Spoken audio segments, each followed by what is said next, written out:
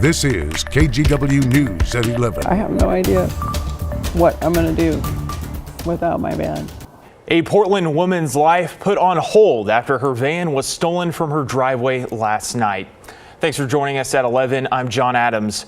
Despite being paralyzed from the waist down, her specialized van allowed her to live a full life, from getting to work to her hobby of DJing at local events. Ashley Graham shares her story with us.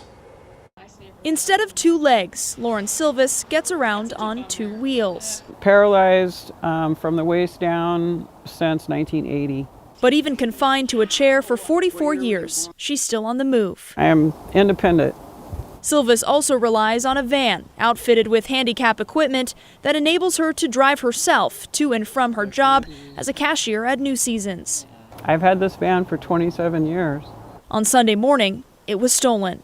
Hearing from my caregiver when she showed up at my house that my van was not in my driveway is my worst nightmare. I literally have had these thoughts of, what if I get up and my van is gone? She did file a report with Portland police. When I talked to them on the phone, they said they have a really pretty good recovery rate for finding people's vehicles. Portland police say 81% of stolen vehicles are recovered within 30 days. And despite Silvis' experience, police say car thefts have dropped 40% compared to last year. But her biggest concern? I don't know. I don't know. She's not sure if her insurance will cover the loss of her handicap equipment. Hand controls, I have the super arm lift, the transfer seat, and automatic doors. And without that, her life changes drastically. Yeah, I have no idea what I'm going to do without my van. Well, Lauren tells me she paid $20,000 for all the handicap equipment inside this van over 25 years ago, and she doesn't want to find out what it would cost now to get it all installed for a second time. John. All right, Ashley, thank you. We hope that van can be tracked down. We're following breaking news tonight after a shooting involving law enforcement in Lynn County leaves one person dead. It started around 3 this afternoon when state troopers were called to help Coburg police and Lane County deputies with a reported shooting. There, they found one person with critical injuries and identified a vehicle of interest. At around 6 p.m., law enforcement found the suspect's car and pursued it down I-5. They used spike strips, which caused the car to crash. At the scene, a shooting involving officers broke out. The driver was killed. A passenger was hurt and later hospitalized.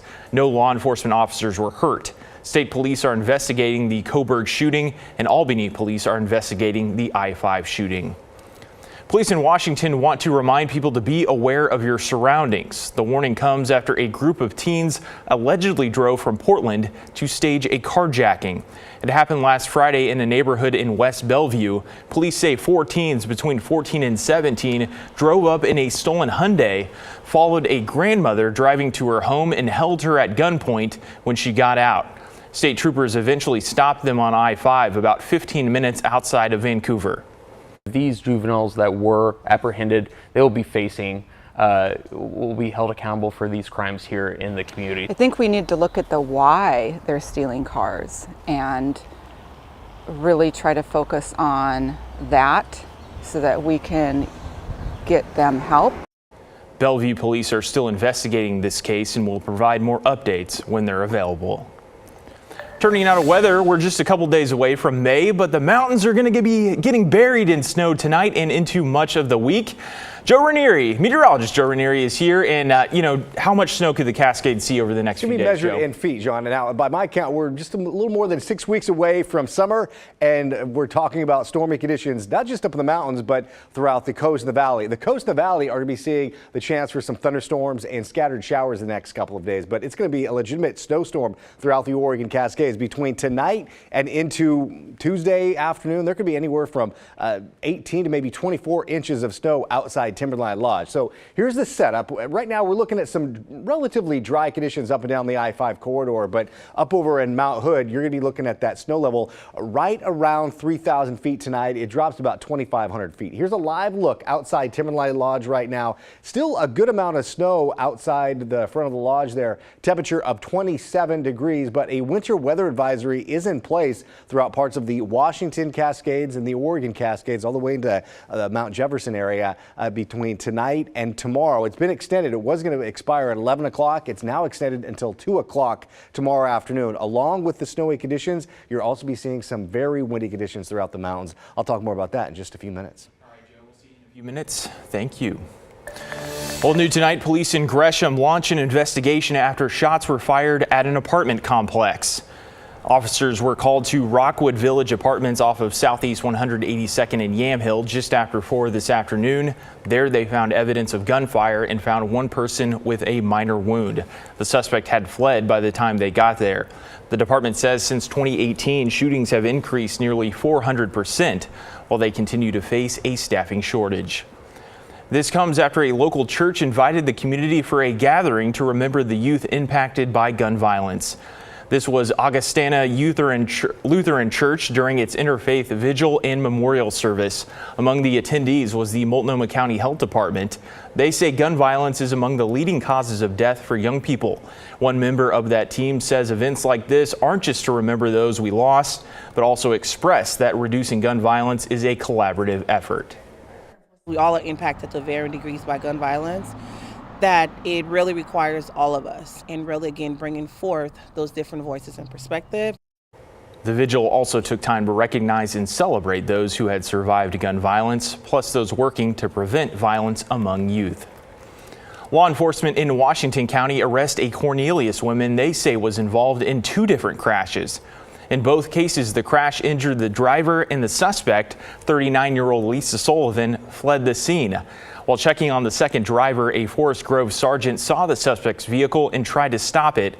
Police chased her down Highway 47 and had to hit her car with a patrol vehicle to bring it to a stop.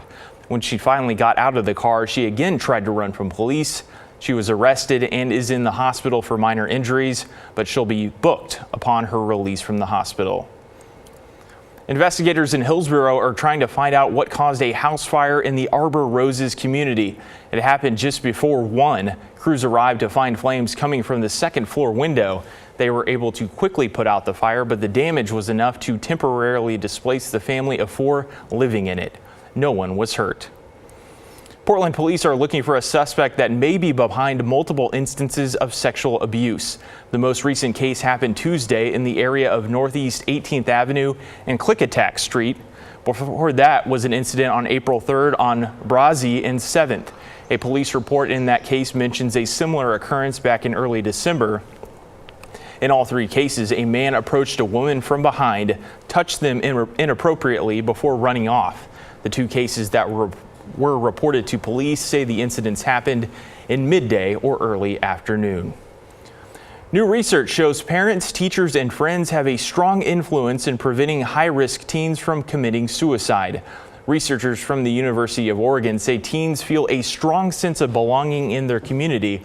They say that can make just as big of an impact on their mental health as medication or therapy. That's what happened with one Beaverton High School senior who's now helping other teens struggling with their mental health. I would just kind of wallow when things got really bad, and I would just let it kind of consume me. And now it's like if I'm having a really bad week or I'm dealing with a lot of anxiety, I can take some time in myself to be like, okay, I know what I need, and I know I need to pull myself out of this. The research also found strong social connections had the same protective effect for survivors of sexual and physical abuse or teens with eating disorders. If you or someone you know is in crisis, help is available through the National Suicide and Crisis Lifeline. Call or text 988. It's available 24 hours a day, 7 days a week. A local arcade was partially closed this weekend to hold a special tournament. Ground Control held its 13th annual Portland Pin Brawl tournament. More than 100 of the city's top players gathered Saturday for qualifying matches. Today, the 32 best got to take part in the finals. The winner takes home $1,000, but all of today's finalists went home with some cash.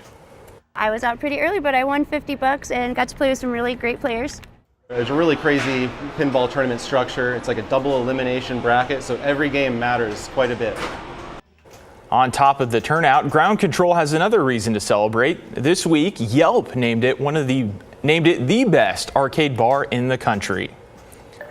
Still to come, there's another big winner that we're keeping an eye on. Tomorrow at 1, Oregon Lottery will reveal the winner of the historic $1.3 billion Powerball jackpot from the April 6th drawing. We'll update you when their identity is revealed on air and online.